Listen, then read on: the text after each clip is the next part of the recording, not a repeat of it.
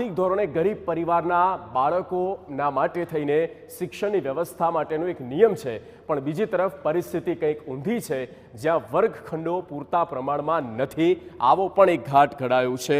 ચોંકાવનારી બાબત એ છે કે ગાંધીનગરના દહેગામના વડોદ પ્રાથમિક શાળાના 4 વર્ગખંડો 2.5 વર્ષથી તોડી પડાયા બાદ નવા નહીં બનાવાતા વિદ્યાર્થીઓને હાલાકીનો સામનો કરવો પડી રહ્યો છે.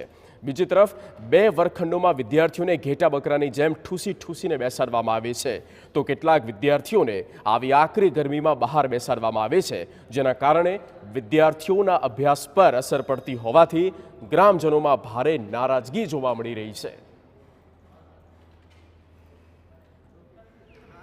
1.5 વર્ષથી ગામની અંદર સ્કૂલ નથી. ખાલી સ્કૂલની અંદર 2 જ રૂમ છે અને 147ની સંખ્યા છે. તો છોકરાઓને બેસવા માટે કોઈ સ્કૂલની સગવડ નથી. છોકરાઓને બહાર બેસાડવા પડે છે. ગામની અંદર સ્ટોકું છે એની નીચે બેસાડવા પડે છે. તો રૂમ બને એવી સરકારને અમારી રજૂઆત છે.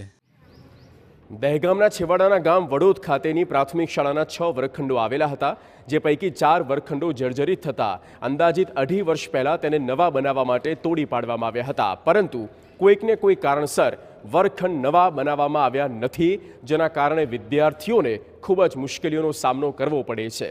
નવું સત્ર શરૂ થઈ ગયું છે અને આ શાળામાં અંદાજિત 140 જેટલા વિદ્યાર્થીઓ અભ્યાસ કરે છે અને 2 પાળીમાં શાળા ચાલે છે, જેમાં ધોરણ 1 થી 8ના વિદ્યાર્થીઓ અભ્યાસ કરી રહ્યા છે.